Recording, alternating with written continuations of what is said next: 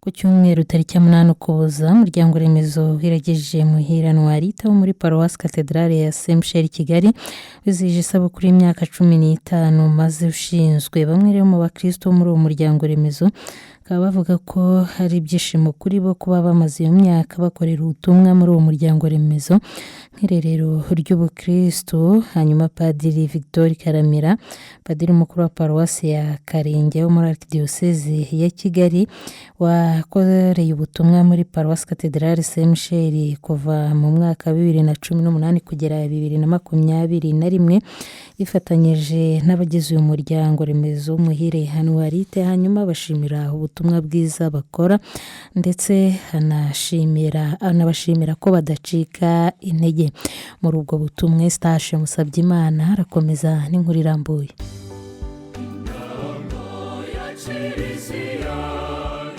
Mu gihe u Rwanda ruri guhimbaza yubile z'impurirane, yubile y'imyaka 25 yo gucungurwa kwa muntu n'imyaka 125 ishize ivanjiri igeze mu Rwanda, umuryango remezo wiragije umuhira Ntwarita wo muri Paruwasi Katedrale Saint Michel nawo wizihije isabukuru y'imyaka 15 maze ushinzwe. N'ibirori byabereye muri Paruwasi Katedrale Saint Michel ku cyumweru tariki ya 8 ukwezi kwa 12 umwaka wa 2024. Bamwe mu bakristo basengera muri uyu muryango remezo wiragije umuhira Ntwarita bavuga ko imyaka 15 ishize bakora ubutumwa mu muryango remezo ari byishimo bikomeye kuri bo, kuko umuryango remezo watumye babumwe kandi ko hari n'irerero ry'ubukristo. Nitwa Polinaria Musengimana, ndubatse mfite umugabo n'abana babiri b'abakobwa, uri umukristo muri Saint Michel, hanyuma nkaba nsengera mu muryango remezo muhira Ntwarita. Ni byishimo bikomeye.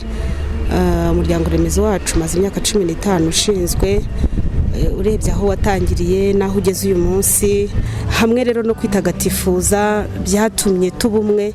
Icyo nicyo kintu cy'ibyishimo cyane umunsi ufite, kuba uyu munsi tugifite ubwo bumwe bw'icyo gihe tukiri abanyeshuri kugeza uyu munsi, tukaba twarashatse ngo abana bacu bagira igihe cyo guhura bagahura. Ibyo ngibyo nibyo kugeza uyu munsi nshimira Imana, aho tugira imyiherero igiye itandukanye, kubaho gikristo mu ngo, imyihana ifasha abana bacu gukura gikristo ndetse n'uburyo bwo kurera abana mu buryo bwa gikristo, bikadufasha natwe ubwacu kugira umusanzu mu kubaka kiliziya. Nitwa Yves Samuel Ndagijimana, umukristo wo muri Paruwasi Katedrale Mutagatifu Mikaire. Dufite ibyishimo byinshi twatewe no kuba twizihije isabukuru y'imyaka 15 umuryango remezo wiragije umuhire Ntwarita umaze ushinzwe. No munsi twagizeho ibyishimo byinshi, twatangiranye n'igitambo cy'Ukaristiya. Umuryango remezo ni irerero ry'ubukristo. Buriya ushobora kuba uza mu misa uhesha amasakaramentu, ariko iyo utaza mu muryango remezo ntabwo ushobora kumenya ibyo kiliziya iteganya. Iyo wirengagije ubushobozi bw'amashuri, ubushobozi bw'amafaranga, ukitabira umuryango remezo, bigufasha kubona inzira kiliziya itegura kugenderamo, kuyoboramo abakristo kugira ngo tugere ku bukristo buhamye. Nitwa Sangano Bonaventure, ambarizwa mu muryango remezo wiragije umuhira Ntwarita. Uwo muryango remezo rero utangira kandi umwe mu bawutangije mu rubyiruko twaturangije muri Christe, twari muri groupe Lumière de Jésus, groupe ya charismatique. Ubwo turangije dusa nkaho twibuze aho twabarizwa, kuko imiryango remezo aho twabaga dutuye cyangwa dukodesha wasangaga akenshi gahunda zabo zitatworohera nk'abantu bakishakisha turabona akazi.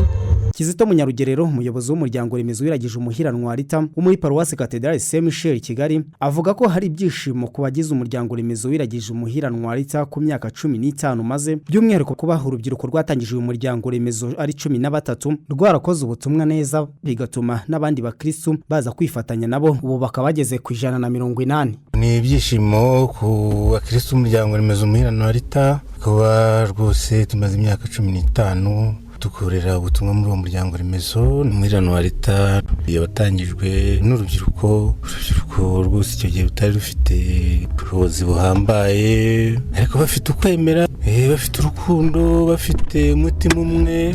Kubera ubutumwa bwiza bagiye bakora hano muri mujyi wa Kigali, hari abandi bakristo bagiye bishimira ubwo butumwa, noneho nabo bakaza muri umuryango remezo. Urumva rero ko ari ikintu gikomeye cyane kuba nubwo aribo batangiye ubwo butumwa, ariko noneho ubwo butumwa batangiye n'abandi bakabwishimira noneho bakaza urumva umuryango remezo bawutangiye ari abantu 13 ariko ubu ngubu bageze mu 180. urumva ko ari ikintu gikomeye rero. Padiri Karamira Victor, padiri mukuru wa paruwasi ya Karenge iherereye muri Archdiocese ya Kigali, wakoreye ubutumwa muri paruwasi Cathedrale Saint Michel hagati y'umwaka 2018 n'umwaka 2021. Ubwo muri iyo myaka umuryango remezo wari umaze imyaka 10 ukora ubutumwa muri iyi paruwase, kuko washinzwe mu mwaka wa 2009, akangurira abakristo bagize umuryango remezo wisunze umuhiranwa leta gukomeza gukomera gukwemera no gukomeza kwagura ibikorwa by'urukundo bakora. Akomeza asaba bitabira imiryango remezo kudacika intege, ntibatwarwe n'ibyisi, ahubwo bakitabira ibikorwa by'umuryango remezo. Ubutumwa nabagenera nubwo gukomera mu kwemera, n'ubundi ubona bahagaze neza. N'igihe twari kumwe twakoranaga nabonaga bahagaze neza, basenga, babanye neza hagati yabo, bakora inama z'umuryango remezo, bagasenga, bagakora ibikorwa by'urukundo bitandukanye mu bakene, mu barwayi. N'abashishikariza rero kubikomeraho, ndetse nk'uko bagenda baguka babona abavandimwe bashya binjira mu muryango remezo, akaba ari nako nyine bagura n'ibikorwa by'urukundo n'ibikorwa bya gitumwa bikagera ku bantu benshi bashoboka. Bitabira imiryango remezo ndabashimira, kubera ko umuryango remezo n'urwego rwa Kiliziya Gatolika by'umwihariko mu Rwanda, akaba ari urwego Kiliziya ikoreramo tagatifuza abana bayo. Abitabira umuryango remezo rero tuzi ko bahura bagasenga, bakazirikana ijambo ry'Imana, bagasangira ubuzima, bagakora n'ubutumwa. Nabashishikariza rero kudacika intege, kudatwarwa n'ibyo byo kwisi hanze bibakurura, ahubwo nyine bakarangamira ubutumwa bw'umuryango remezo n'ubuzima bwawo, bakiyubaka nawo bakawubaka, nawo kandi buryo urabubaka. Hanyuma badakunda kwitabira umuryango remezo nababwira ngo nibajye mu muryango remezo barebe ibyiza birimo. Aho ubonye amahoro n'ibyishimo wajya handi usize aho ngaho gute? Uyu muryango remezo wisunze umuhiranwa leta wo muri paruwasi Cathedrale Saint Michel Kigali, washinzwe mu mwaka wa 2009, ushinzwe n'abanyeshuri 13 bigaga muri Kashiye na Kriste. Uyu muryango remezo ugizwe n'itsinda ry'abana, urubyiruko ndetse n'ababana. Eustache Musabyimana muri Archdiocese ya Kigali. Urakoze Eustache, turagushimiye. Tariki ya 7 Ukuboza